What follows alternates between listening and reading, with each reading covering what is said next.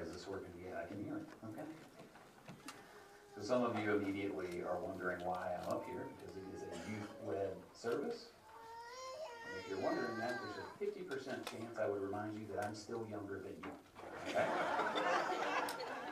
And it's a cowardly general that leads the men from the back, right? Throughout this year, these guys have been willing without fail to come up and lead in our services. And I figure for this last one, I shouldn't just tell them to do things that I'm not willing to show myself. So we might be a little bit flat this morning, coming out of the holiday season. Too much eggnog and turkey ham, whatever you have. So I want to do a little interactive portion of the sermon just to make sure everybody's with me, that we're all on the same page. And I promise you will more than likely know immediately what you need to do. Okay? Dun, da, da, dun, dun. Okay, so everybody, we're on the same page? Okay, some of us didn't get it the first time. Okay? Dun, da, da, dun, dun. Okay, why do we do that? Why do we do that? Okay, interactive part is over. Silence, right? Nobody says anything. Dun, da, da, dun, dun. Makes you itch, doesn't it? You're just going to have to live with it for a while. So it was the year of our Lord 1993, and with Christmas very quickly approaching, 8-year-old me wanted one thing more than anything in the world. And that was to be Macaulay Culkin in Home Alone. Okay? Kevin McAllister. If you're not up to speed, Kevin is a precocious little 8-year-old boy in Home Alone who defends his home from robbers over the Christmas break. He's been accidentally left at home. And as an adult, especially one with kids now, I recognize Kevin McAllister to be a very problematic child, okay, who caused his parents untold grief. But as a kid, all I saw was charisma and independence and bravery. And that's what I wanted for myself. Kevin was a kid who could go by himself to the store and get his own groceries. Then come home, prepare dinner, and sit down at the table and eat. He was the man of the house when he had no choice. But he did it confidently. He could face his fears, whether it was a scary basement or generally misunderstood but ultimately kind-hearted strangers that he probably definitely shouldn't have been talking to alone, because stranger danger is a real thing. Ultimately, he becomes a war master who defends his home when he could have just called the police from the beginning. Right? But that wouldn't have been a good movie. I understand. 1993, the holiday season, was prepped to provide me with my dreams. Okay? I was going to become Kevin McAllister, because you see, the previous year, in 1992, the holiday season that year, Home Alone 2 Lost in New York came out. And for that movie, Tiger Electronics created a prop that you saw all throughout the film. It was cutting-edge technology. Okay? It was called the Talk Boy. Does anybody remember that thing? Yeah, Kevin carries it all throughout the movie, and he thwarts the bad guys at every turn, whether it's Uncle Frank or the uppity hotel staff, or ultimately the sticky bandits. Right? It was a handheld cassette deck with a recording microphone and a built-in speaker with the ability to play back at 3 different speeds: slow, regular, and fast.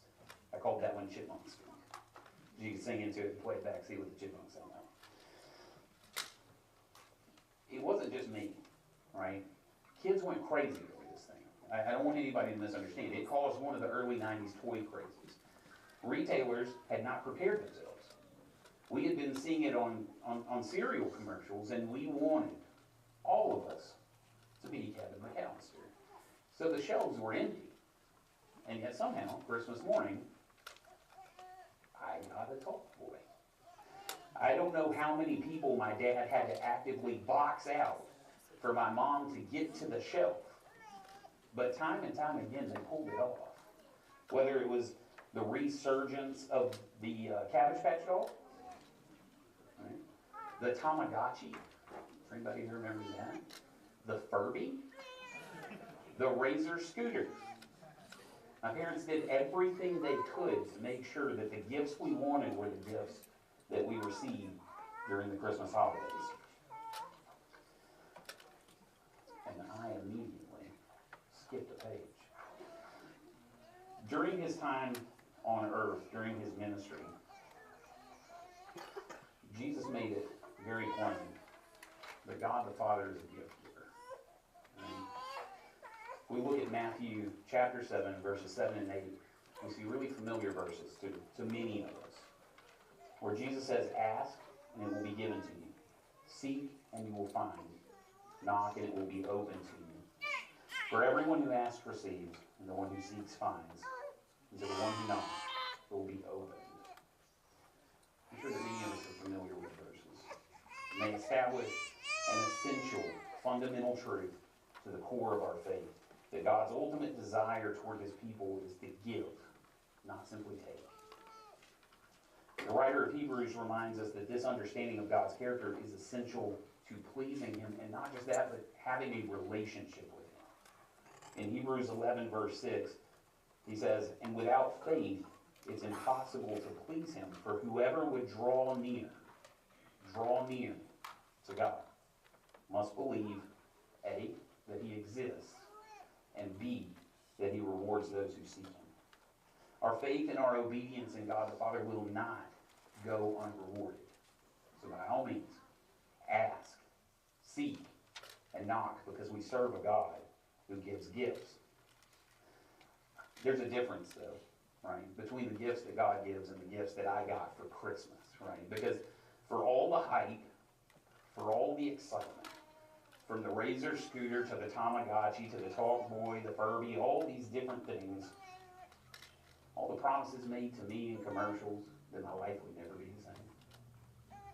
All the promises I made to my parents that I would cherish these things until on my deathbed I would bequeath them graciously to my children as priceless heirlooms. They're gone. They're all gone. They're long gone. And how many more gifts did my parents give me that ultimately I forgot? I don't even remember them. I think we struggle with these verses. Some of us. I've seen a lot of people do it.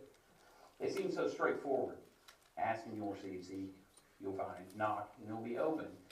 But people who are wrestling with these verses and how they relate to their prayer lives, for example. What do we do when we ask and yet there's no giving? When we seek and yet we seem to find nothing, and we knock until our knuckles bleed but the door is not opening? How do we deal with those verses then? I think it's the immediate context that we need. Starting in verse 9. So this is Matthew 7, verses 9, 10, and 11. Jesus continues and says, or which one of you, if his son asks him for bread, will give him a stone? Or if he asks for a fish, will give him a serpent? If you then, who are evil, know how to give good gifts to your children, how much more will your Father who's in heaven give good things to those who ask him? I don't know if you've paid attention to this before, but what are the gifts that are mentioned here? Bread and fish. When your kids come to you and ask for gifts, are they typically asking for food? No, that's daily occurrence, right?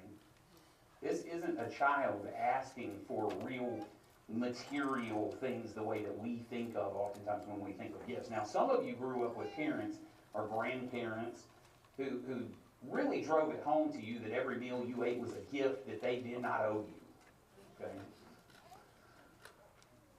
I think we need that understanding, especially when it comes to God. Everything that we have is a gift from him.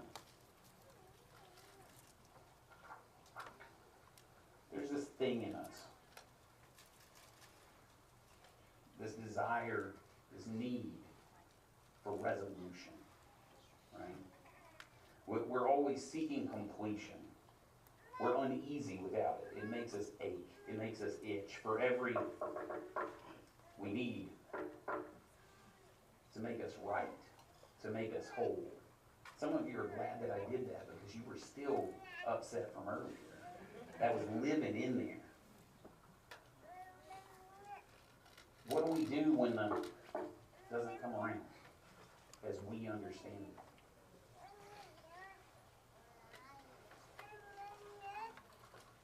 We join in with the creation chorus, the groans that Paul talks about in Romans 8. It says that all of creation itself is longing to be made perfect. And we feel that. Deep down in our bones, we have that. And what happens is we misplace that feeling. When we feel incomplete, hopefully we turn to God to fulfill that. But oftentimes what we want is we want God to fulfill it the way that we would, if we had the power, if we had control. We still want what we want. My kingdom come, my will be done, rather than His. I think it's important to remember that the God who gives also withholds. And one place that I go to that's a little hard to deal with, honestly, when I first look at it, is Deuteronomy chapter 8. In Deuteronomy chapter 8, God is establishing His people as a nation. And He's reminding them to be careful to follow His ways. And I'm just going to read some of this. This is Deuteronomy 8, starting from verse 1. The whole commandment that I command you today, you shall be careful to do, that you may live and multiply and go in and possess the land that the Lord swore to give to your fathers. You shall remember the whole way that the Lord your God has led you these 40 years in the wilderness, that He might humble you, testing you to know what was in your heart, whether you would keep His commandments or not. And He humbled you and let you hunger and fed you with manna. So we focus on the gift-giving God that gives the manna in times of hunger, but do we think of the God who led us to a hungry place?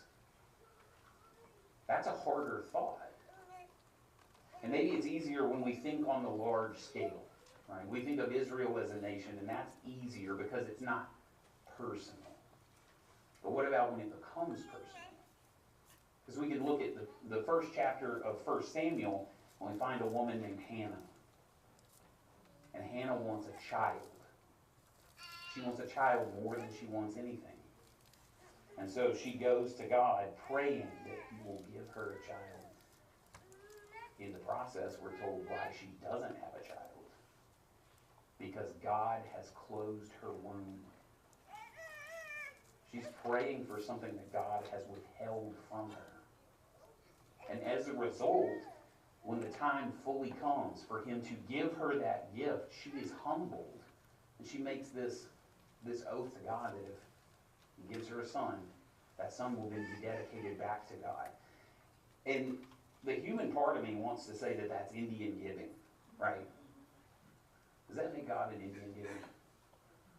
He'll give you the son if you give Him back. Or is that sharing? Think about that for a moment. We often think about the gifts that we want God to give us, but we don't approach Him with the kind of humility and gratitude that leads to us saying, what you've given me, I will share back with you. Isn't that what we do every time? Well, we used to pass baskets and plates, but now it's online and in a box in the back. Right? Isn't that what we're doing? Out of gratitude and a cheerful heart for all the gifts that God has given us, we turn and we say, I will now share it back. Isn't that what we do each and every day with family and friends? Isn't that what relationship looks like? So when we go back to Hebrews 11 and we look at that 6th verse and he says that it's impossible to please God, and he says anyone who would draw near to Him needs to believe that He exists and that He seeks to reward those who follow Him. I can't find myself in relationship with God if I don't approach Him with gratitude and willingness to share. What is my motivation to follow a God who doesn't give? And then how sincere is my relationship with that God if it's all take, take, take? Sometimes the gifts that I receive are immediately good, right? We think that we're good at recognizing good But I don't know that we always are. And in fact, I think sometimes we make huge mistakes because we think we know what's good when we ultimately don't. Think of Genesis chapter 3. How does Eve fall victim to the devil's temptation, to the serpent's temptation? Her attention is immediately taken off of everything that God has given and put on the one thing that he withheld. Now, in the process, we know why he withheld it. We're told, he tells them from the beginning, do not eat from it, or you will die. It's not good. Okay? What does Eve see when she looks at it? If you go back to those verses, it says, when she saw that the fruit was good. My standard and his don't always line up. And I'd like to say that we've changed, but I feel like we're still pretty good at looking at things that God has definitively told us are not good and to stay away or we will die. And we reason them out and reason them out. And we do gymnastics and we abstract things to the point that we say, no, I don't think that's what he means. And we trick ourselves into thinking that that fruit is good when he's told us it's not. This is something I don't know if you thought about, but I think about it a lot. Where is the tree? The tree of the knowledge of good and evil. Does anybody remember where it is? One word. Where is it? The center, or the middle of the garden. Have you ever thought about what that means? It means that in the moment that Eve reaches out to pick that fruit, in the moment that she reaches out to make that decision, to choose the forbidden fruit, the one thing withheld from her, she's literally surrounded by everything else that she has been gifted by a good God. Now, how often do you approach the things you've been told to stay away from, and you do it in spite of all the things that surround you that are good gifts? James reminds us that God isn't just a gift giver or a good gift giver. He is the gift giver. In James 1:17, he says, every good and every perfect gift is from above, coming down from the Father of lights, with whom there is no variation or shadow due to change. It's one thing to give a gift, it's another thing to give a good gift, right? So I actually made slides, but then I kind of abandoned them because I knew the boys were going to do things old school this morning. I thought, let's just go that way. But I made a Venn diagram. It's very simple, so I can illustrate it for you with just my hands and my words, okay? I think there's a sweet spot that we all recognize when we're receiving gifts as to what makes a good gift, right? Because that sweet spot is somewhere in the space between I know you and I love you, right? Has anybody ever lived the experience of a grandma who knits sweaters? Anybody lived that? Anybody ever been given like home woven clothing? Okay, Adam has. I'm sorry. Okay, see, that's the gift that says nothing more than I love you. You are wearing grandma's love. But when you're young, it doesn't really feel like grandma knows you when she gives you the sweater, right? It doesn't hit the sweet spot, because it says I love you, but it doesn't say I know you. A couple days after Christmas, my wife and I had kind of a funny thing happen. She didn't think it was real funny in the beginning. My sister reached out to me. She just got a Boston Terrier puppy not long ago. And she said, hey, my sister-in-law still has one left. And I started thinking about it. I said, yeah, we got 3 at home, but there's always more room, right? The last one we had, who's now gone, left a 125-pound hole, right? He's not gone, so this one, maybe, yeah, we can get like 8 of those things in that kind of space, right? Ultimately, we didn't get the dog.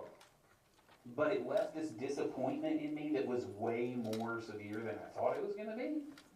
So I went to Craigslist and I started searching. So now we have a little English bulldog puppy named Bigsby. And he is a terror, right? You won't be able to see it from a distance, but my wallet didn't have all these tooth marks in it. Just even a few days ago, right? And I didn't have to get up, even with a baby, we're now calling them the twins, right? Remy doesn't get me up 4 times a night. That dog does, okay? So maybe if somebody gave me the puppy, that'd be an example of, I love you, but I don't know you. Some people responded to the idea of us getting the dog and said, don't you already have 3? Which is a way of saying, I know you, and I don't love you enough for you to have that puppy, right? Jesus makes it plain to us in chapter 7 of Matthew, as the Sermon on the Mount is winding down, that God is a gift giver, but he's already told us in chapter 6 that he knows what we need. He's made God's care for us known, right? He knows us in a way that no one else will. My wife knows me incredibly well. My big present this year, I had no clue. It's over 20 pounds, and it was just a solid block, and I couldn't figure out what it was, but as soon as I pulled back a little bit of paper, I figured it out. Because it was the complete collection of Calvin and Hobbes in hardback. Now, that might not mean anything to you, but she's known for 10 years that it meant something to me, right? That was a big part of my childhood. And I never just, because of the price tag, I just couldn't pull the trigger on it. Well, she did. I know you, and I love you, came together. They had a baby, and it was that gift, right? Jesus goes further than that, okay? In both the things that he gives us and the things that he withholds, like any good parent knows to do. His diagram needs another circle, because it's, I know you, I love you, and I know exactly what you need. I know what's good for you. And that's why sometimes the gifts come down the pike and we don't recognize them as good gifts. My life exploded years ago. I was in the gutter, figuratively speaking. And I could not imagine how I would ever recover. And that horribly broken, twisted road led me to my wife, to a stable family, to this church, to peace. I still find ways, because I hate waiting, to be not content. And I was talking to Miss Catherine Smith, because usually she's the one who says the right thing at the right moment. And she said, don't you know Joseph waited? And I thought about Joseph in the pit, Joseph in prison, and all the things that God used that story to accomplish. I thought about Moses waiting. I thought about Hannah waiting. I thought about Mary waiting. I thought about Noah. Time and time and time again, these people who waited on the unknown, trusting in God that he exists and that he seeks to reward those who seek him.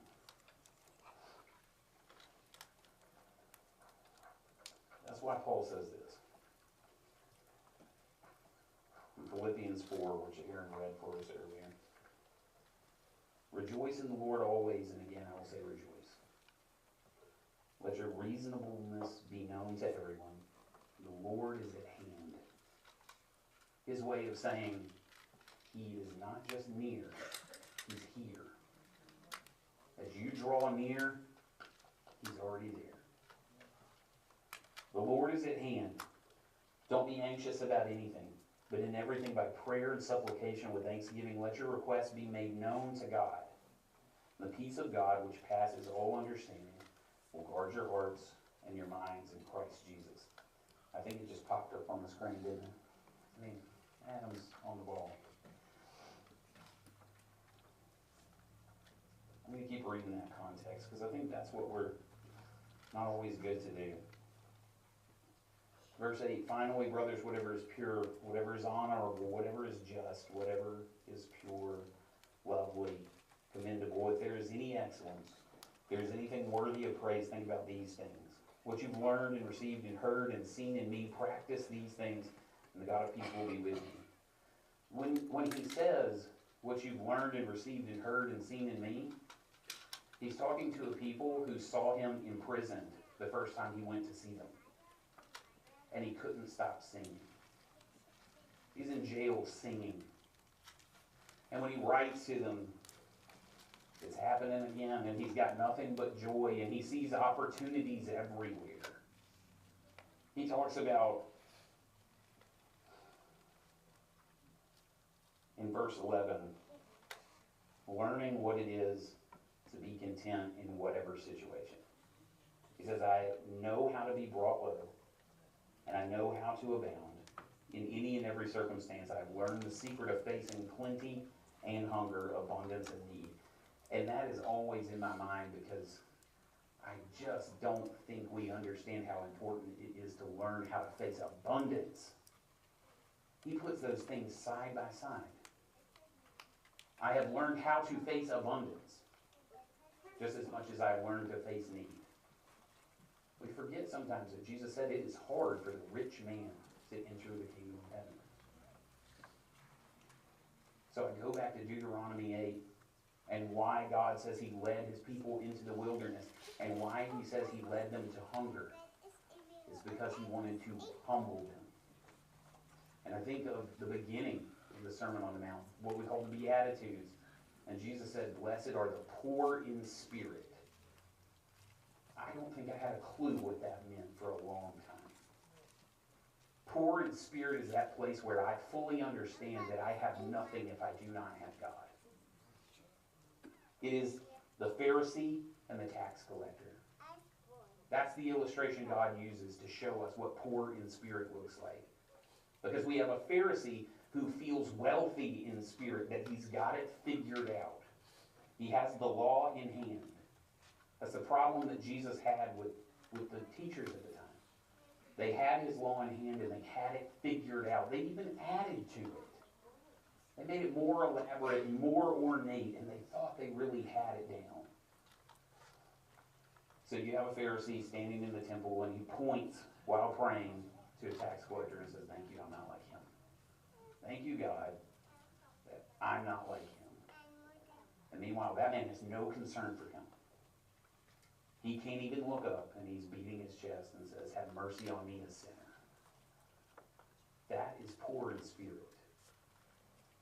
Sometimes I seek, and I don't find, or at least I think I don't find. And what I have to remember is sometimes the gifts that God gives don't look like what I thought they would. Sometimes they look like the destruction of a family. Not that that itself is the gift, but the gift comes through that. I think oftentimes we think God works in spite of things. I don't think he works in spite of things. I think he works through things even when they're difficult and destructive and the result of our bad behavior. He can take my bad behavior and make it exactly what it needs to be. Look at the story of Samson. How many times does Samson choose exactly what he wants immediately in front of his face? And his parents look and they say, what is going on? And it says, but they did not understand that this was from God. It's from the Lord. It was his intention. Our gifts don't always look the way that we think they will. Our gifts don't always come the way that we think they will. They don't always come when we want them to. Sometimes we don't recognize them when they're in our hands. But Paul says, rejoice. And again, I'll say rejoice. From prison, in the comfort of your home, on the street, wherever you find yourself, in wealth, in poverty, rejoice. Because God is a good gift giver. The same Paul said in Romans 8, that God works all things together for the good of those who love him. And he's not talking about your material possessions. Just the same way that when Jesus is talking about asking and receiving, he's talking about the things that you need for life. There's so much more than what we see in front of us. And that's where he wants us to live, both here and here, in the unseen and in the good that he has in store for us.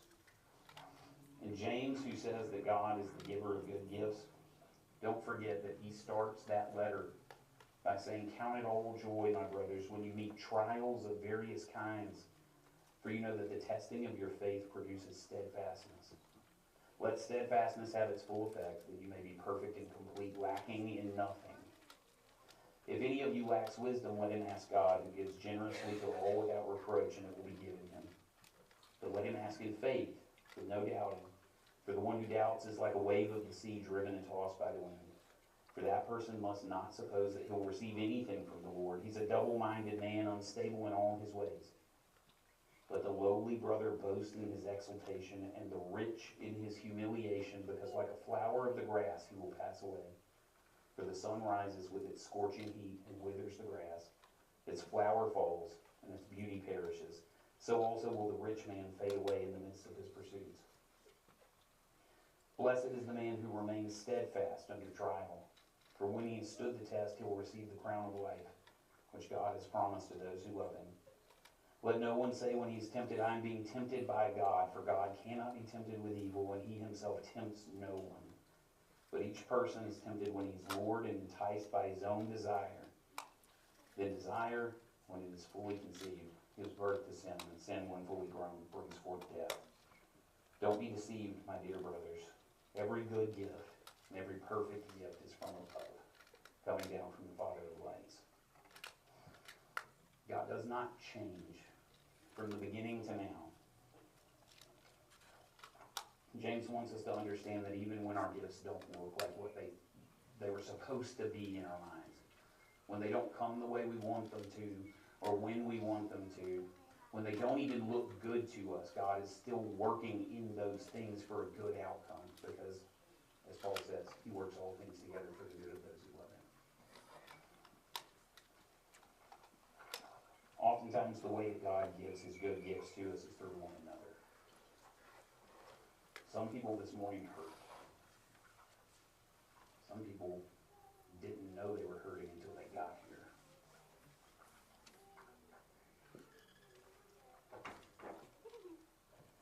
To close, I would say this.